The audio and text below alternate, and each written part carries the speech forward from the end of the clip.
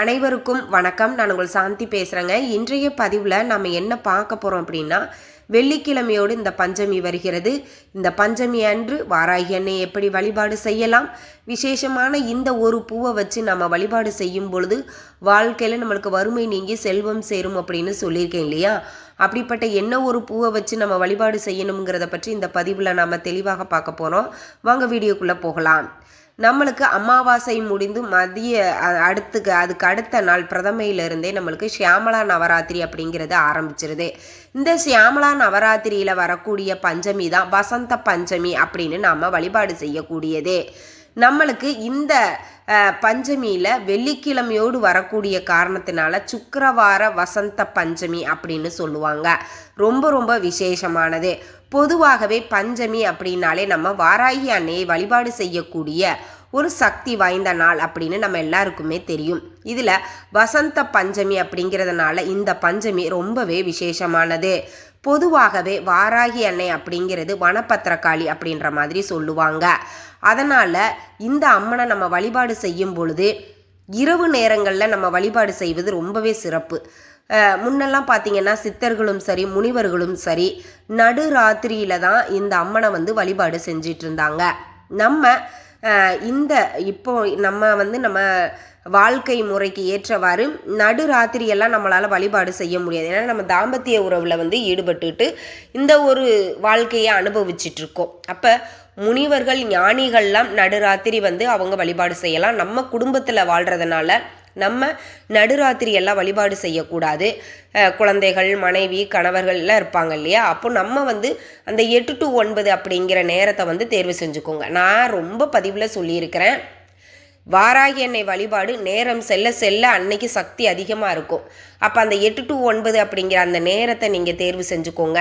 அந்த 1 மணி நேரத்தில் நீங்கள் வழிபாடு செஞ்சு என்ன நீங்கள் வரம் கேட்டாலும் வாராகி அன்னை அப்படிங்கிறது கொடுப்பாள். அதனால் இந்த 8 to 9 இந்த நேரத்தை தவறாமல் எல்லாரும் பயன்படுத்திக்கோங்க. உங்கள் வீட்டில் வாராகி அன்னையினுடைய விக்கிரகம் இருக்குது அப்படின்னா கண்டிப்பாக அபிஷேகம் செய்யுங்க. பால் கொண்டாவது அபிஷேகம் செய்வது ரொம்ப சிறப்பு. திருவுருவ படம் தான் வச்சுருக்கிறீங்கன்னா நல்லா சுத்தம் பண்ணிவிட்டு மஞ்சள் குங்குமம் வச்சுக்கோங்க. அம்மா எங்கள் வீட்டில் படமும் இல்லை விக்கிரகமும் இல்லை அப்படின்னா ஒரு சாதாரண மண் அகல் விளக்கில் நல்லெண்ணெயை ஊற்றி பஞ்சுத்திரி போட்டு அந்த ஜோதி வடிவில் வாராகி அன்னையை ஆகாவனம் செஞ்சுக்கோங்க. செஞ்சுட்டு பூவு, இப்போ நான் சொல்லக்கூடிய இந்த ஒரு பூவை நீங்கள் அம்பாளுக்கு வையுங்க. ரொம்ப சிறப்பு வாய்ந்தது. என்ன பூ அப்படின்னா எல்லாருக்கும் தெரிஞ்சது தாங்க, செம்பருத்தி பூ. இந்த செம்பருத்தி பூ சிகப்பு நிறத்தில் இருக்கக்கூடிய அந்த பூவை தான் வைக்கணும். நிறைய பேர் செம்பருத்தி பூவுன்னா இப்போ நம்மளுக்கு கலராக வந்துருச்சு இல்லையா? அப்போது சிகப்பு நிறத்தில் இருக்கக்கூடிய பூவே 5 இதழ்கள் கொண்ட பூவாக இருக்கணும். நிறைய இடங்களில் 4 இதழ்கள் கொண்ட செம்பருத்தி பூவும் வருது. இதில் நீங்கள் 5 இதழ்கள் கொண்ட செம்பருத்தி பூவா அப்படிங்கிறத செக் பண்ணிக்கோங்க. அம்மா நானும் சிகப்பு நிற பூ தான் வச்சேன், ஆனால் என்னுடைய வேண்டுதல் நிறைவேறவே இல்லை அப்படிங்கிற மாதிரி ஒரு சிலர் சொல்லுவீங்க. அதனால் ஸ்பெசிஃபிக்காக நீங்கள் வைக்கிற பூவில் 5 இதழ்கள் இருக்குதா அப்படிங்கிறத ஞாபகம் வச்சு பார்த்துக்கோங்க. 5 இதழ்கள் கொண்ட செம்பருத்தி பூவு ஒரு 5 பூக்கள் எடுத்துக்கோங்க. எடுத்துட்டு வாராகி அன்னையை நல்லா அந்த சிகப்பு நிற மலர்களால் அலங்காரம் பண்ணிக்கோங்க. பண்ணிட்டு எப்பவும் போல தான் நெய்வேத்தியம் மண்ணிற்கு அடியில் விளையக்கூடிய பொருட்களை அன்னைக்கு நெய்வேத்தியமாக வைப்பது ரொம்ப சிறப்பு. இதில் மாதுளம் பழத்தை நல்லா உதுத்து போட்டு அதில் தேன் கலந்து வைப்பது அன்னைக்கு ரொம்ப பிடிக்கும். அது மாதிரி நீங்கள் வச்சுக்கலாம். வச்சுட்டு தீபம் நாம் ஏற்றும் பொழுது நீங்கள் வாராகி அன்னையினுடைய ஆலயங்கள்லாம் அருகில் இருக்குது அப்படின்னா தேங்காய் தீபம் ஏற்றிக்கலாம்.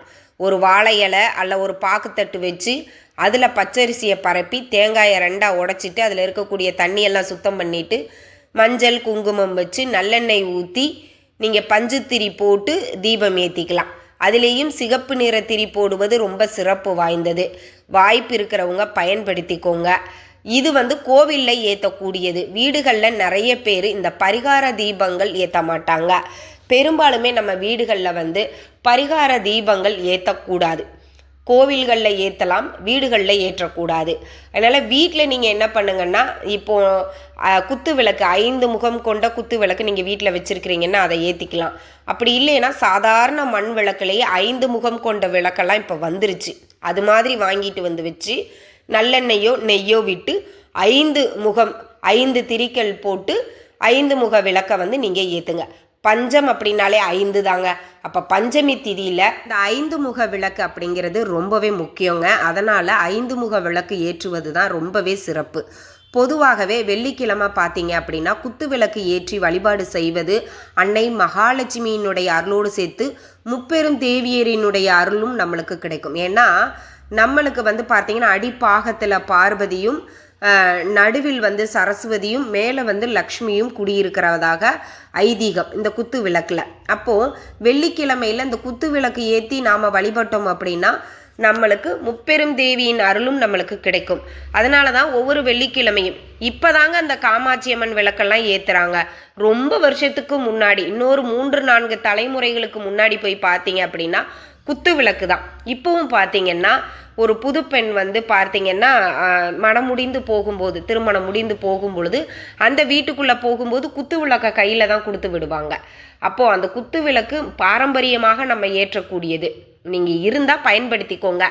இல்லைன்னா சாதாரண மண் அகல் விளக்குலேயே 5 முக விளக்கு இருக்குது, அதையும் நீங்கள் ஏற்றிக்கலாம். எந்த ஒரு தவறுமே கிடையாது. பித்தாளையில் இருக்கிற குத்து விளக்கு தான் ஏற்றணும் அப்படின்னு நான் சொல்லவே இல்லை. நீங்கள் சாதாரண மண் அகல் விளக்கில் ஏற்றுங்க, அதுதான் ரொம்ப உயர்ந்தது. அதனால் நீங்கள் அந்த தீபத்தை ஏற்றிக்கோங்க. இப்போ நெய்வேத்தியமும் நான் சொல்லிட்டேன், தீபமும் நான் சொல்லிட்டேன். இப்போ நாம் என்ன மந்திரம் சொல்லணும் அப்படின்னா அன்னை வாராகி அன்னைக்கு உரிய ஓம் வாராகி அன்னையே போற்றி இந்த ஒரு வரி மந்திரத்தை நீங்கள் சொன்னாலே போதுங்க. உங்ககிட்ட செம்பருத்தி இலைகள் இருக்குது, மருதாணி இலைகள் இருக்குது, மா இலைகள் இருக்குது. இந்த மாதிரி 5 இலைகள் நம்மளுக்கு வேணும். என்னென்னா மா இலை, மருதாணி இலை, மருதாணி பூக்கள் கிடைச்சாலும் ரொம்ப நல்லது.